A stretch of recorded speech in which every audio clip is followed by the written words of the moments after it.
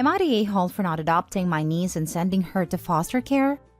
I'm 34 male. My sister, 27, has a very long history of choosing toxic partners while ignoring her daughter who is 8 years old. The last man she has chosen as a romantic partner is a thug who would do meth in front of the little girl. When I discovered this, I sent CPS on their house. Sending them to jail for child mistreatment and neglect was a quick process because there was evidence of it everywhere in that house. However, there was no one else to take care of the child. I took temporary custody but cannot take care of a child for the rest of my life. I just can't. I don't have enough money, time, or energy for that. I never wanted kids, and I was okay with living a good enough life where I can keep myself afloat, and adding a kid to my lifestyle would break me financially. My niece was heartbroken, but I hope she can understand when becomes older. Because of that, she was put in the system in a house with other foster kids. My family's bashing me over this. My mom said that I destroyed a family and then didn't even care to adopt a child. Some of my uncles said the same. My best friend also told me that the system could be worse than whatever happened at my sister's house because she could at least have her mom besides her. I visit my niece quite frequently. She is always glad to see me but always asks at least once during the day why she can't live with me. And I say, because I can't give you a good life. Anyway, I'm very lost right now. Did I do the right thing? Now for the top comments. As a former foster youth, not the a-hole, it is going to be very hard for her in care. But if she gets a good home, they are more prepared for the trauma she went through. However, I will say you're the a-hole if you plan on leaving her life. Talk to her foster parents, case social worker, whoever, and set up regular visits. Like weekly visits. Maybe you can sign up as a respite as her parent so you can care for her sometimes, but not be a parent.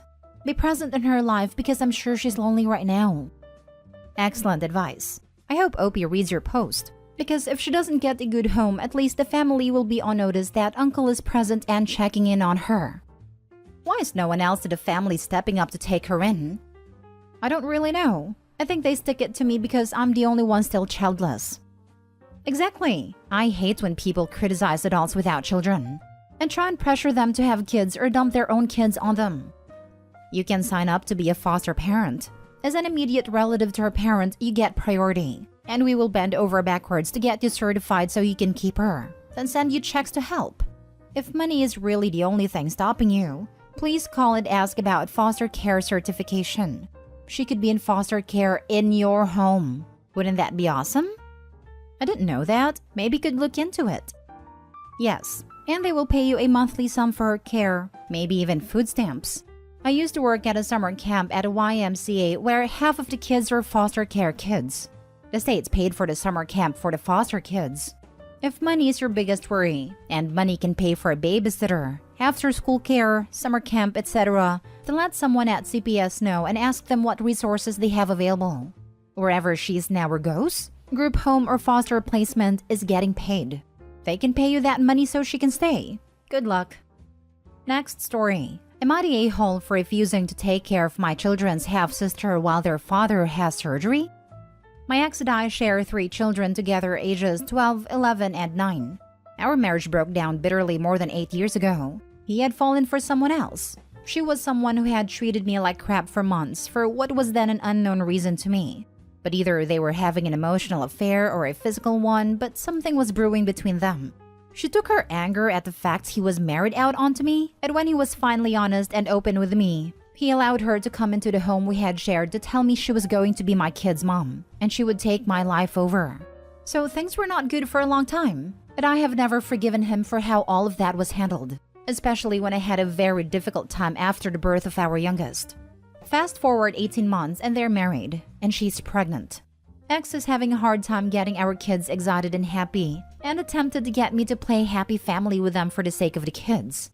I told him that the only positive thing I could do was say nothing at all, because I was not going to play friends or like a caring family member for them or their baby. When his daughter was born, the mom bailed. Apparently, she hadn't really wanted kids, just him, but realized he was never going to love her more than the kids. She died a little less than 6 months later. When he found out, he wanted me to get involved with his daughter. He told me his ex wasn't coming back, and that he had 3 kids with 2 parents and 1 with just him. I told him I would never be that little girl's mother. Over the years, I have attempted to get used to this little girl. She's innocent and my children's half-sister. I'm not playing a familial role, but I am friendly around her and interact with her on occasion. Mostly I try to make things easier for my kids. Ex tried to remarry again, but his daughter wanted a mother, and a woman did not want to be one. So she's had a chaotic life. Ex has been suffering from some health problems for a number of years now. He's due to have a pretty big surgery to try and help.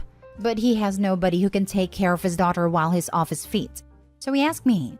He also asked if I would be willing to become her guardian if something were to happen to him. This is where more hard lines were drawn, and I said no. He begged me, and I told him I did not want to raise his child nor look after her, / spend that amount of time with her. He told me it would be better for her to be with me than friends of his who have no kids. He said it would be better for her to be with family. I told him there was no way. He tried to get our kids involved, but they told him it would be weird for her to live with us. I was angry at him for involving them like that. We argued for more than a week. He called me an a-hole for taking this out on his child. Then I found out she knew. She looked so sad when I saw her last. And knowing what she's been through, I have to ask, am I the a-hole? Edited to add. Some questions have been asked a few times, so I feel like I should try to answer in my main post. Ex's family are not involved. They do not like each other. And they do not have a relationship. They do not stay in touch. Last I knew, they all live in different countries and have no interest in a relationship. The mom's family, it's complicated and I can't go into a lot, but they're not involved. And are not really suitable people to have around / raising a child. So they would not be around to take care of her either. My children are not close with her. They are not unkind, but they are far closer with each other than they are her. And they don't have the same relationship with her as they have with each other. It's not even close to it, really. The little girl in question is 6. Not the a-hole at all. Why would he even tell her, a 6-year-old, that you refused it if not to emotionally manipulate you? He's a disgusting human being. Don't let him make you feel bad, because you've done nothing wrong. I don't believe he told her. I think he got careless while arguing with me and didn't make sure she was out of earshot. The only reason I think that is because he looked so guilty last I saw him. He even sounds it, more than he ever did for anything else. At least he has that much going for him. I was thinking he was the weaselest weasel who ever weaseled. First off, wow. I can't fathom the amount of hurt you've been through with him. Definitely not the a-hole. You have no obligation to him after what he put you through. Oh, he put me through a world of hurt. And really, I'm only starting to feel the edges coming off the anger. Still can't forgive him, and I doubt I ever will. But the way he treated me, allowed her to treat me, and then expected me to act like they were my BFFs? I'll never forget that time of my life. That's for sure. Looking at the timeline, you were pregnant and/or with a baby when that all went down. That would have made it extra scary and added extra pain to the memories. I understand how he feels it is in the best interest of the child to keep her with her siblings in the event of his death. The problem is that it's too much to ask of you. Has he ever really even apologized for his cruelty to you? Not the a-hole. That man is a horrendous manipulative piece of work. That's as polite as I can be talking about someone like him. I hate him, and I've never met him, lol. You're not the a-hole, not even remotely, and good on you for standing your ground and not being manipulated into anything. I genuinely hope that his daughter is happy and very well cared for though. Little Angel deserves nothing but love and happiness. Next story. Am I the a-hole for yelling at my mom after she said she probably can't attend my husband's memorial? My female 28 husband died a month ago. My heart feels like it's been ripped out of my chest, but I'm trying to get through it all. The funeral was small, in his home state. We have the memorial on Saturday, which friends and extended family are attending. My mom is very close to her siblings. I want to add that I also have a good relationship with my cousins, aunts, and uncles. But my reaction isn't based off some build-up anger or something. My 5-year-old cousin fell yesterday and hit his head. He had a pretty bad bruise and vomited. They went to the ER. He got checked out with a CT scan, and thankfully everything is fine internally. My aunt let the family know what was going on, and my mom was going crazy with worry. She let me know and told me to talk to my aunt, so I called her and she was crying, saying how scared they all got. Then mom said she wasn't sure if she could attend my husband's memorial depending on how my cousin is doing. I was pretty shocked. She said that my aunt and uncle are going through a lot of emotional turmoil and she's worried about them. Now, I will completely understand if my aunt's family can't make it, but I want my mother to be with me through my emotional turmoil. I admit I sort of lost it. I cried/yelled at her on the phone that I'm sorry what happened to my cousin, but they are fine. My husband is dead. I'm barely holding it together, and now she's telling me she can't make it? My mom said I'm overreacting and something really bad could have happened to my cousin. I hung up. She just sent me a message saying she understands I'm emotional and she'll try to make it, but I should be more understanding towards my baby cousin. I decided to post here for some unbiased opinions if I went too far yelling at my mom. Now for the comments. Not the a-hole. I feel like her daughter should take priority over a child with 2 functioning parents. Then to gaslight you over your feelings? Damn. Her mother is trying to make it seem as though a child with 2 parents being injured is more important than her daughter grieving the recent death of her husband. To say her daughter is overreacting is discounting her very reasonable feelings on the situation. Is gaslighting. Exactly that. Sorry for your cousin. As a father, I know how stressful it can be, but I'm glad cousin's fine. But they have each other, while you shouldn't be alone. You have every reason to lose it for whatever reason, and this one's particularly justified. My sincere condolences for your loss. Yes, mom said something terrible could have happened to the cousin? Well, something irrevocably terrible happened to Opie's husband, and mom should definitely be there. So sad. Exactly this. The parents are beside themselves and in emotional turmoil over something that could have been bad but wasn't. Neither of these people are going to make it as parents if they get this caught up in every fall, bump, and bruise. And Opie's mom is enabling this? WTF. Opie, you are so not the a-hole. And honestly, if my mom did something this heartless, I probably wouldn't talk to her for a long time. Not saying you should cut her off. Just saying that's what I would do because I'd be so hurt/angry. Also, my sincerest condolences about your husband. I can't even imagine being that heartbroken and not having my mom there to comfort me. Absolutely not the a-hole. If there is ever a time that your mom absolutely needs to put her worries and other people's needs aside for you, it is now. This should have been a non-negotiable arrangement for her apart from an absolute emergencies. I don't know what support she can possibly provide to the parents of the child who is doing fine that could ever outweigh the support you need from her right now. So sorry for your loss, Opie. I hope you have people around you, mother or not. Yep. The fact that your mother considered leaving your side for what could have been is weird and tells me she likes drama. Not the a-hole, and I'm so very sorry for your loss. Last story. Am I the a-hole for refusing to speak at my severely disabled brother's funeral? My 18-male brother of 14-male was severely disabled. He had autism with the mind of 12-month-old.